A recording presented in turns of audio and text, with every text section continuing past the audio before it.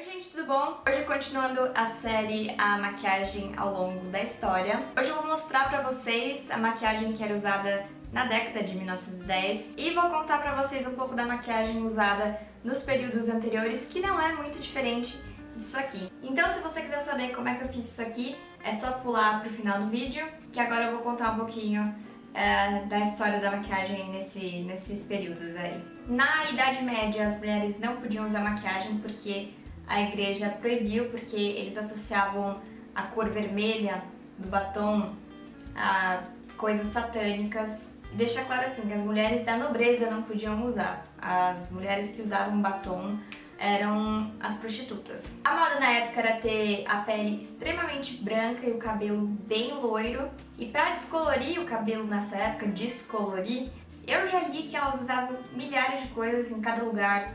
Eu acho ingredientes diferentes, mas os ingredientes que eu vi aqui são enxofre preto, sulfato de alumínio e mel. E aí as mulheres passavam essa mistura na cabeça e iam pro sol, para essa mistura agir com o calor do sol. Nesse mesmo período no Japão, o pó de arroz estava sendo muito usado, então para uniformizar a pele, deixar aquela pele branca mesmo, parecendo uma tinta. E o olhar e os lábios bem marcados criava o personagem da geisha.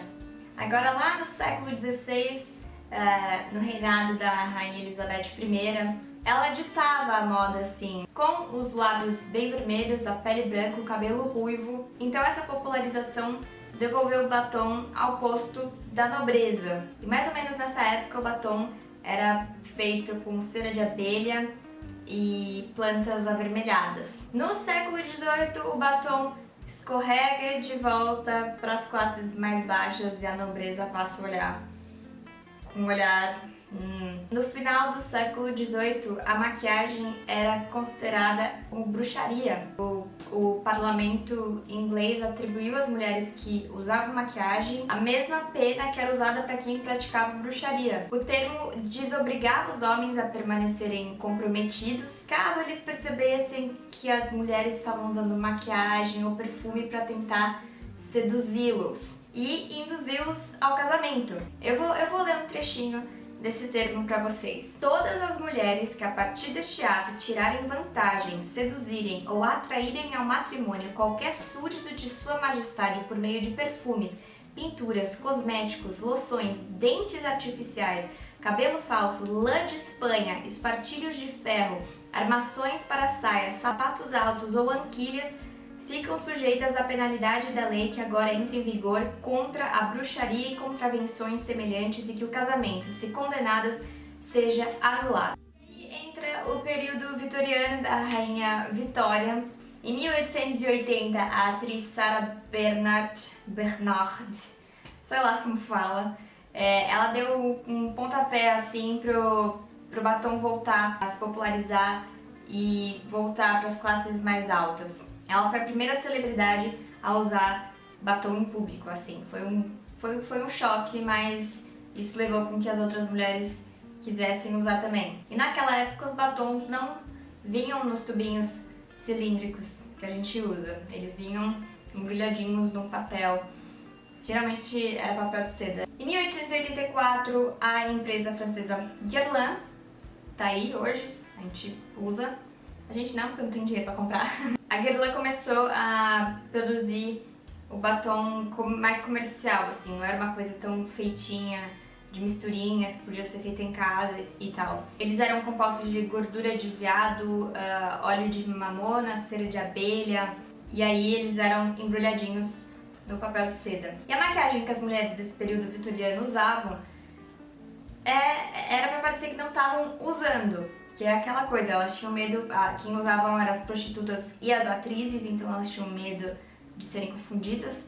O que elas usavam assim? Elas usavam um lencinho que tinha um pó, elas aplicavam no rosto, deixavam o rosto mais branco. O rouge, que é o blush, era só usado por atrizes e prostitutas, era considerado provocativo. Então, algumas mulheres usavam fósforo queimado para escurecer a raiz do cílio e pétalas de gerânio ou papoula misturados com vaselina como batom. E nessa época não existia loja de cosmético. Eles tinham que ser comprados em lojas de roupas, fantasias pro teatro. E novamente, como elas tinham medo de ser confundidas com aquelas mulheres da vida, elas entravam pelas portas dos fundos, a fim de que ninguém visse que elas estavam ali ou que tinham entrado ali. Em 1890, a moda continuava sendo a pele muito branca e elas usavam suco de limão e vinagre para clarear o rosto. E assim, eu tenho uma experiência própria, nunca usem limão e fiquem debaixo do sol. É terrível. Eu tinha 11 ou 12 anos, acho. A gente estava no interior, tava calor, tinha piscina. E eu não me lembro o que eu fui fazer, eu acho que eu vou fazer uma limonada. E eu fui, fiz e voltei pra piscina. 20 minutos depois, eu comecei a ver que a minha mão, foi na mão, aliás, as duas mãos. Eu comecei a ver que as minhas mãos começaram a ficar vermelhas, arder e depois começou a coçar muito. E eu não sabia o que era aquilo, ninguém tinha me falado que não podia mexer com limão e ir pro sol. Eu tive que aprender da pior maneira possível. Aí ficou queimadura de não sei quantos graus, eu tive que tomar antibiótico, passar pomada. Demorou meses pra minha mão voltar ao normal. Então, por favor, não passa limão na tua cara. Não faz isso com você. Então, mas voltando aqui pra esse período vitoriano, a pele branca era sinônimo de saúde. Não tinha isso de hoje as mulheres quererem ficar bronzeadas. As mulheres bronzeadas da época eram mulheres que trabalhavam o dia todo debaixo do sol. Olha só que legal umas marcas que a gente usa hoje que surgiram nessa época. A Rimmel, que se popularizou aqui como Rimmel, por isso que todo mundo chama máscara de Rimmel. Na verdade, Rimmel é a marca. A Bourjois, a Shiseido, a Pond's. E aí depois entra o período eduardiano, que foi o período do reinado do rei Eduardo VII, também no Reino Unido. E é nessa sociedade eduardiana que a pressão começa a ficar maior nas mulheres para elas parecerem mais jovens. Então os cosméticos começam a ganhar força. Os salões de beleza também começam a se popularizar, mas as mulheres não queriam aparecer neles, elas não queriam admitir que elas queriam parecer mais jovens. Há algumas marcas que surgiram nesse período: Helena Rubinstein, X Factor, a L'Oréal.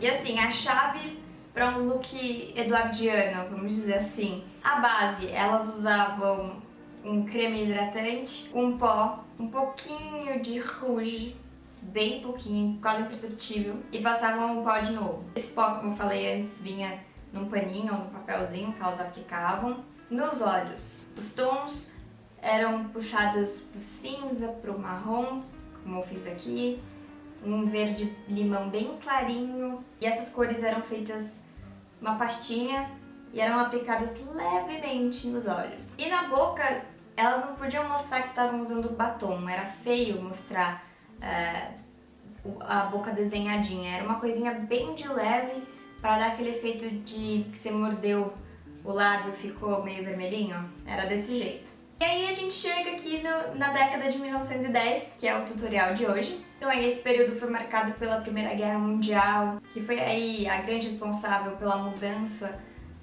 no modo de pensar das pessoas. As mulheres estavam assumindo novos papéis, estava acontecendo uma emancipação feminina e pela primeira vez elas integraram o mercado de trabalho, fazendo atividades que tradicionalmente eram reservadas para os homens, mas como eles estavam partindo para os campos de batalha, as mulheres assumiram esse lugar. E foi aí por volta de 1910 que a maquiagem começou a ser considerada elegante, tanto nos Estados Unidos como na Europa, graças às influências dos teatros e dos balés. A maquiagem um pouquinho mais forte, vamos dizer assim, mais colorida, foi introduzida em Paris com a chegada do balé russo, tendo os ocres e os carmins as cores mais típicas. Foi em 1912 que as mulheres americanas finalmente aceitaram o batom como parte do vestuário feminino, vamos dizer assim. Podia ser usado diariamente em público, elas não tinham mais vergonha. Então agora os cosméticos eram usados pelas classes literárias. E como é que era essa maquiagem?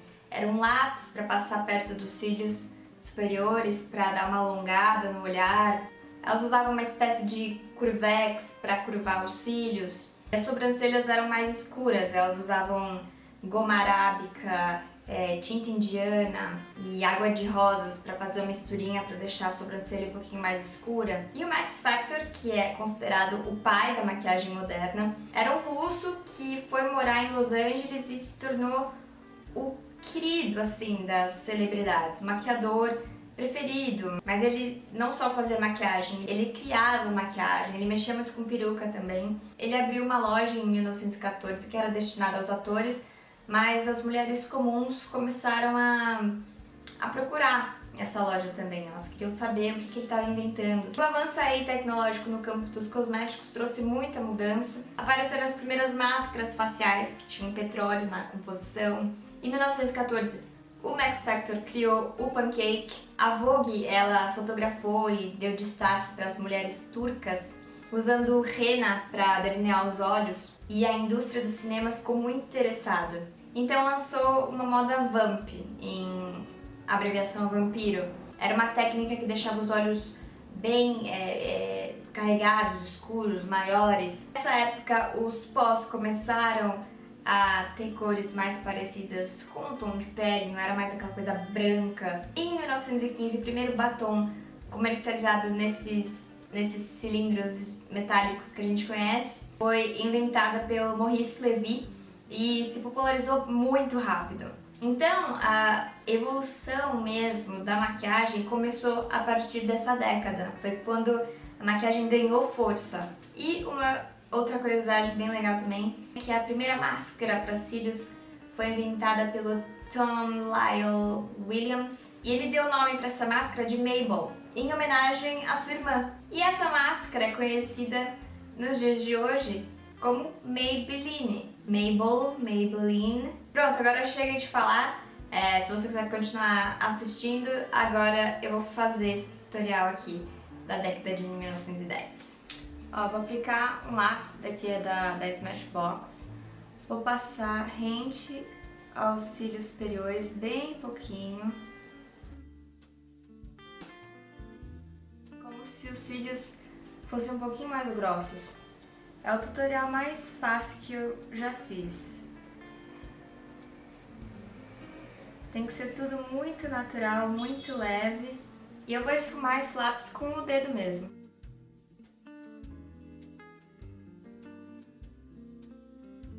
Eu passei o lápis antes da sombra. A sombra vai ser super clarinha também, mas passando a sombra por cima, o lápis vai ficar ainda mais apagadinho. Ó, vou usar essa paletinha da Coastal Scents. Vou usar esse marronzinho aqui. Deixa eu chegar mais perto. Ó, bem de levinho. Em toda a pálpebra móvel. Tá vendo como já deu uma apagada no lápis? Vou passar um pouquinho de Curvex.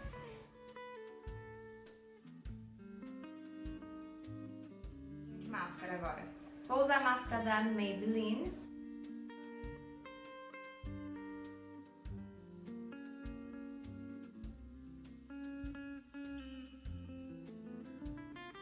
Vou usar esse blush da Fenza, ele é na cor 04. E eu só vou aplicar ele aqui na maçã. Aquele blush bem redondinho. A gente não puxa pra trás. É só aqui.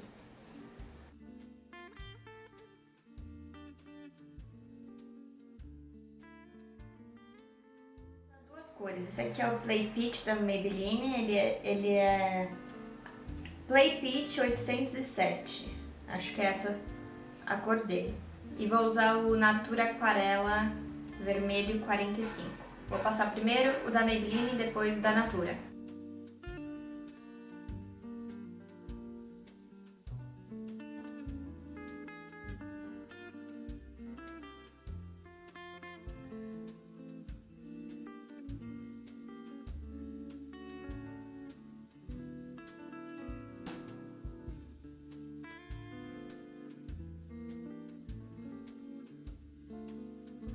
Passar o vermelhinho.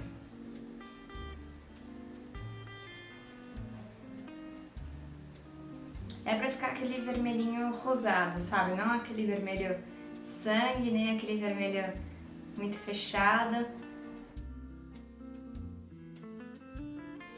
Eu apliquei o vermelho no centro e fui puxando. E agora eu só vou fazer assim. E é isso, gente. Acabou. Bom, gente, por hoje foi isso. Se vocês quiserem, vocês podem me seguir no meu Twitter, no meu Facebook, no meu Instagram, no meu Snapchat. Se vocês gostaram, cliquem aí em gostei, se inscrevam e até o próximo vídeo. Tchau!